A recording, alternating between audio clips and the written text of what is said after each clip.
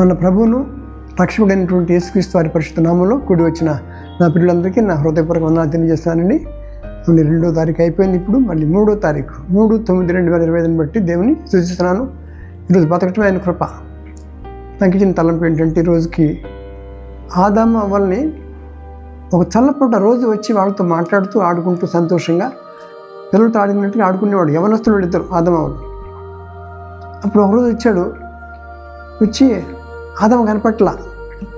రోజు వచ్చే పిల్లలు ఏమైపోయారని చెప్పేసి కంగారు పడుతున్నాడు. అంటే తెలియదని కాదు, అంటే పరీక్షిస్తున్నాడు అనమాట. ఆదాము నువ్వెక్కడ అని ప్రశ్నించాడు. ఆదాము కనపట్లా, దాక్కున్నాడు. ఇది 3వ అధ్యాయం 9వ వచనం మాట్లాడుతుంది. ఆదాము నువ్వెక్కడ అన్నప్పుడు ఏమన్నాడు ఆయన? దేవుడు యెహోవా ఆదాముని పిలిచి నువ్వు ఎక్కడ ఉన్నావని అందుకు అతను అంటున్నాడు, నీ స్వరం విన్నప్పుడట నేను దిగంబరిగా ఉంటుంది కనుక నేను భయపడి దాగుకున్నానని చెప్పి అన్నాడు. 3:9కి 3:10 ఆన్సర్ చెప్తున్నాడు. ఏమైంది అసలు, నువ్వు తినవద్దన్న పండు తిన్నావా అని కంగారు పడ్డాడు. ఆయన సమాధానం చెప్పలేదు. అయితే ఈ యొక్క ప్రశ్నలు మనం గమనించినట్లయితే చాలా అందమైన ప్రశ్నలు ఇవి. ఫస్ట్ క్వశ్చన్, దేవుడు మాట్లాడింది ఎవరితో? ఆదాముతో.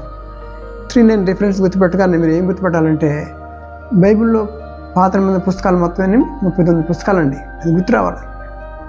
అంటే is questioning about a person. ఒక యజమాని అడుగుతున్నాడు, ఎక్కడికి వెళ్ళిపోయావు? తప్పు ఎప్పుడే నా పోలిక చేసుకున్నానే, నా స్వరూపం చేసుకున్నానే, ఏమైపోయారు ఆదాము అని చెప్పినప్పుడు ఆయన స్లిప్ అయిపోతున్నాడు. అలాగే మనం తప్పిపోతున్నాం. ఇలాగే 2వ క్వశ్చన్, సెకండ్ జనరేషన్ క్వశ్చన్ ఎక్కడ ఉన్నాడంటే, ఆయన కొడుకులు కయీను హేబెలు. ఆదాము కుమారులు ఎవరమ్మా? కయీను హేబెలు ఉన్నారు కాబట్టి హేబెలు. అయితే హేబెలు యొక్క అర్పణ దేవుడు ఒప్పుకున్నాడు, సంతోషించాడు. కానీ కయీను అర్పణ ఆయన యాక్సెప్ట్ చేయలేదు కాబట్టి అప్పుడు అసూయ వచ్చేసి తన సొంత తమ్ముడిని చంపేస్తాడు. మీకు తెలుసు ఆ విషయం. అప్పుడు మళ్ళీ ఆయన అడిగే ప్రశ్న ఎక్కడంటే, కయీను నీ తమ్ముడైనా హేబెలు ఎక్కడా అని అన్నాడు. ఎక్కడమ్మా క్వశ్చన్? ఇక్కడ 4:9 4వ అధ్యాయం 9వ వచనం మాట్లాడుతుంది. ఇక్కడ ఫస్ట్ జనరేషన్ క్వశ్చన్ 3:9 ఆదాము అని ప్రశ్నించింది. సెకండ్ జనరేషన్ క్వశ్చన్ చూడండి, బైబిల్ అది సారూప్యం ఉందో 4:9. అప్పుడు అన్నాడు, నేను ఎరుగును, నాకేం తెలుసాయా, అక్కడ అంతే బాగుంది. ఇంకా కొంచెం ముందుకు వెళ్ళిపోయి నేనేమన్నా కాపలావాడినా, నేనే వాచ్మన్, వాచ్మన్ అని దేవుడితో మాట్లాడుతున్నాడు. కానీ దేవుడు కోపగించుకోలేదండి. నీ కయీను కోపం ఎలా? నువ్వు సత్క్రియ చేసినట్టు సంతోషంగా ఉంటావు కదయ్యా. సత్క్రియ చేయకపోయినట్టయితే ఏమవుతుంది? నువ్వు పాపం వాకిట పొంచి ఉండను, దానికి నీ యందు వాంచగలవు, నువ్వు దానిని ఏలుదు అని చెప్పి అంటాడు. అంత గొప్ప గ్రంథం ఇది. కానీ is questioning about his own brother. Second question, తమ్ముడి గురించి బాధ్యత ఉండద్దా? అన్నకి ఉండాలా? ఇద్దరే భూమి మీదకి వచ్చిన వాళ్ళు ఇక్కడికి. ఆదాము వాళ్ళు కడుపున పుట్టిన వాళ్ళు ఇద్దరే. సెకండ్ క్వశ్చన్ ఎక్కడండి? 4:9. దానికి కూడా తిరుగుబాటు పెరిగిపోయింది. ఆదాము అయితే ఏమన్నాడు? ఈ స్త్రీ నాకు ఇచ్చింది తిన్నానని చెప్పి అన్నాడు. కానీ సెకండ్ జనరేషన్ వచ్చేప్పటికి నేను ఎలాగో I don't know where is, నా తమ్ముడు ఎక్కడ నాకు తెలియదు అంటాడు. అన్ని ఊరుకున్నాడా? వాచ్మన్ ఎలా కనపడుతున్నాడే నీకు? నేను వాచ్మన్లా కనపడుతున్నాను, దేవుడితో మాట్లాడుతున్నాడు. ఇలాగే మనం ఈ రోజు ఎలా మాట్లాడుతున్నారు. థర్డ్ క్వశ్చన్ గమనించినట్టయితే మీరు ఆదికాండంలో చూస్తే కనపడుతుంది, మంచి మాట కనపడుతుంది. 18వ అధ్యాయం 9వ వచనం ఏమంటున్నాడంటే, దేవుడు వచ్చాడు, తనతో 2 దూతలు తీసుకొచ్చాడు, వాళ్ళు భోజనం పెట్టారు. అక్కడ బాగానే జరుగుతుంది. అయిపోయినాక మాట అంటాడు, నీ భార్య అని శారా ఎక్కడ అన్నాడు. 18వ అధ్యాయం 9వ వచనం అండి. అయితే ఒక గుడారం దగ్గర ఉందని చెప్పి అంటాడు. అప్పుడు ఒప్పుకుంటాడు, నా భార్య అని చెప్పేసి. సో 3 క్వశ్చన్స్ మీరు గమనించినట్టయితే, ఫస్ట్ జనరేషన్ క్వశ్చన్ 3:9 ఆదాము అవ్వలు వేసిన క్వశ్చన్. సెకండ్ జనరేషన్ క్వశ్చన్ 4:9 కయీను హేబెల్ విషయంలో అడిగాడు. థర్డ్ జనరేషన్ తర్వాత 3వ ఇంపార్టెంట్ క్వశ్చన్ ఏంటంటే, అబ్రాహాంతో మాట్లాడుతూ నీ భార్యని శారా ఎక్కడ అన్నాడు అని కరెక్ట్గానే చెప్పాడు.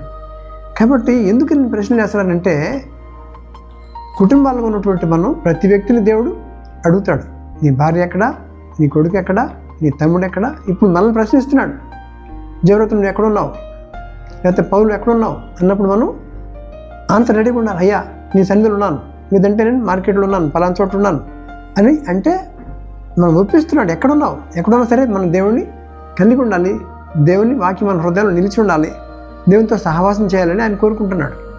కాబట్టి మన కుటుంబాలు ఎలా ఉన్నాయి ఆలోచించుకుందాం. ఈరోజు భయంకరంగా ఉండే లోకం అంతా ఏం జరుగుతుందో అర్థం కాదు. ఎవరు కూడా మాట వినే పరిస్థితులు లేరు. సాతాను దాడి చేస్తున్నాడు. విపరీతంగా వినకూడని వార్తలు వింటున్నాం, చూడకూడని వార్తలు చూస్తున్నాం. కానీ చాలా జాగ్రత్త మన పిల్లల్ని పెంచుకోవాలి. కాబట్టి బాధ్యత కలిగి మనం సమాధానం చెప్పాలి. మన పిల్లల్ని మన మాట వినాలి. తండ్రి కొడుకులకి సమాధానం ఉండాలి, కొడుకు తండ్రికి సమాధానం లేదు, కుటుంబంలో సమాధానం లేదు, సంఘాల సమాధానం లేదండి. ఇటువంటి పరిస్థితుల్లో మనం ప్రార్థన జీవితం గడపాలి. కాబట్టి ప్రశ్నకి సమాధానం చెప్పేటట్టు చిత్తం ప్రభువా ఉన్నాను, నీ సన్నిధిలో ఉన్నానని చెప్పగలిగినటువంటి ధైర్యంగా చెప్పగలిగే మన మనసు మనకు కావాలి. కాబట్టి బాధ్యత కలిగి మనం బ్రతికాలని దేవుడు మనతో మాట్లాడుతున్నాడు. అంటే ఇష్టానుసారంగా బతకడం కాదు, ప్రతివాడికి బాధ్యత ఉంది, ప్రతివాడు సమాధానం చెప్పాలి, ప్రతివాడు క్వశ్చన్కి ఆన్సర్ చెప్పాలి, దేవునితో సహవాసం కలిగి ఉండాలని చెప్తున్నాడు. కాబట్టి ఆ రీతిగా మనం మన పిల్లల్ని పెంచుకుందాం. వాక్యంలోను ప్రార్థనలోను మనం కుటుంబ జీవితంలోను కుటుంబ ప్రార్థన చేసుకుంటూ మనం రక్షించబడి ఆయన సన్నిధిలో ఎదుగుటకు ప్రభు మనకు దయచేయను గాక. Thank you very much. God bless you. చిన్న ప్రార్థన. ప్రేమ గల తండ్రి, 3 ప్రశ్నలు వినిపించారు. నిజమే, బాధ్యత కలిగినటువంటి బతుకులు మేము బ్రతకాల. తొలగిపోతున్నాం, తొట్టిల్లుతున్నాం ప్రభువా, ఎన్నోసార్లు పడిపోతున్నాం. నీ కృపచేత మమ్మల్ని లేవనెత్తున్నందుకు స్తోత్రాలు ఆచరించుకుంటూ మమ్మల్ని, మా కుటుంబాలని, మా పిల్లల్ని, మా సహోదరుని, మా కుటుంబీకుని, రక్షబంధువులు అందరూ కూడా రక్షించుకోండి అయ్యా. మీ సన్నిధులు నడవాలా, రక్షణ పొంది ఉండాలా, మీ సహవాసంలో ఉండాలా. మీ సహవాసం లేకపోతే మేము మరణిస్తాం ఆయన.